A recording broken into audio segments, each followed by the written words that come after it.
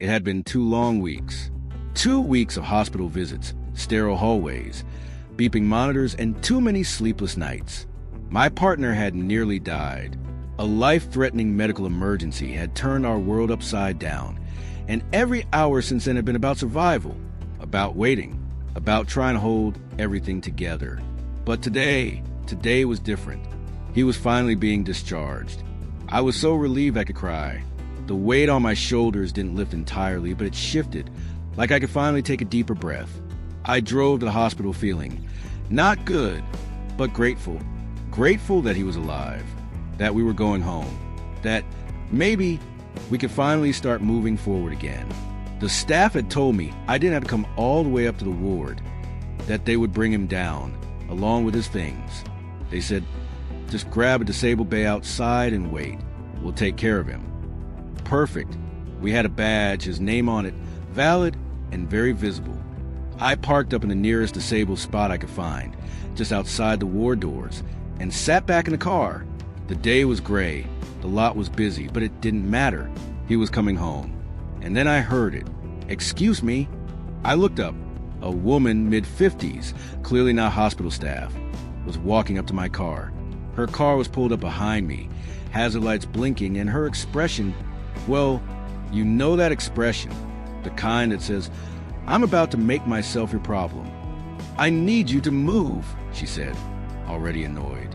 I have my disabled mother in the car, and we need the space. I blinked, still a little disoriented from everything. I'm waiting for my partner. I replied, he's being brought down now.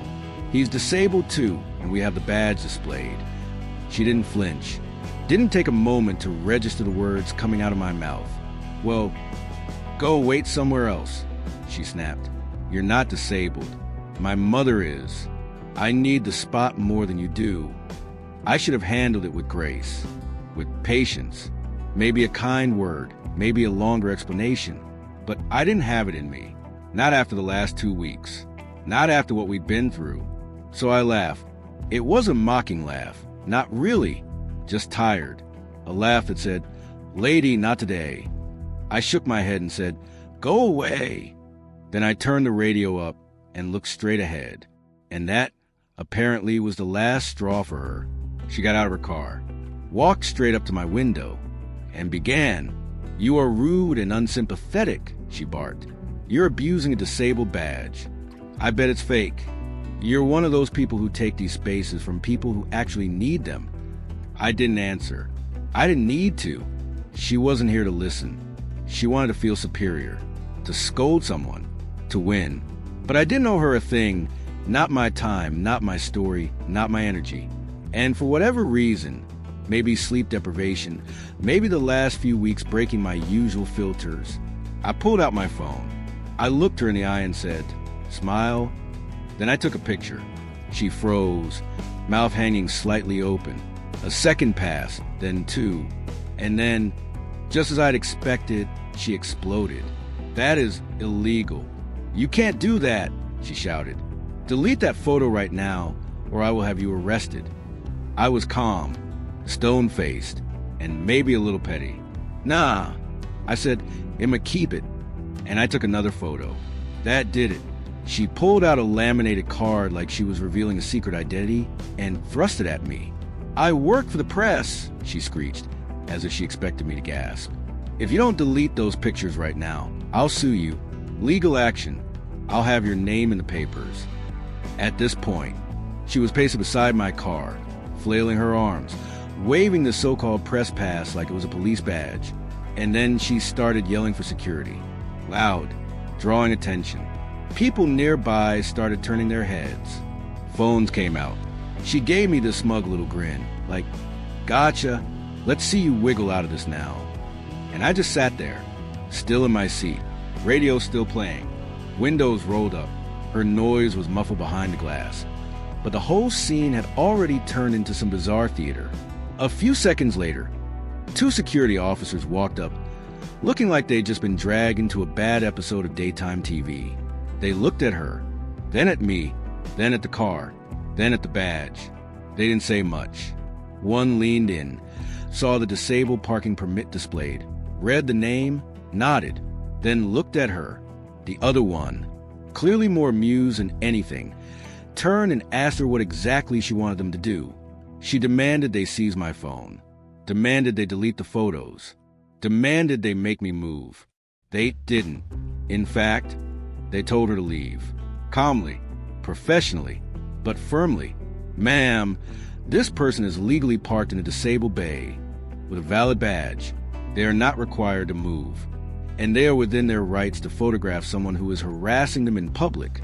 We ask that you return to your vehicle and leave the area. Boom. That smug look melted off her face like butter on a skillet. She went from cocky to cartoon character shocked in 2 seconds flat. You could see the transition. And then she snapped. "You're all see asterisk asterisk TS." Asterisk, she screamed, loud enough for everyone nearby to hear. "The whole lot of you." She stomped back to her car, slammed the door, and peeled off like a teenager who just lost a fight at school. Honestly, it was kind of sad. And then, just moments later, the doors to the ward opened, and there he was, my partner in a wheelchair, looking tired but smiling. A nurse walked with him, helping with his things. We greeted him, helped him in the car, and when I looked over, the security guys were chuckling. The nurse even laughed a little when I filled her in on what just happened. "Entitlement is wild," she said, "especially when it comes to young people with invisible or non-obvious disabilities. They always think it's fake." We sat there for a second. The chaos of the moment was already starting to fade. The adrenaline was slowing down. I could feel myself finally coming down off the emotional edge I'd been living on for days. And I thought about everything that had just happened.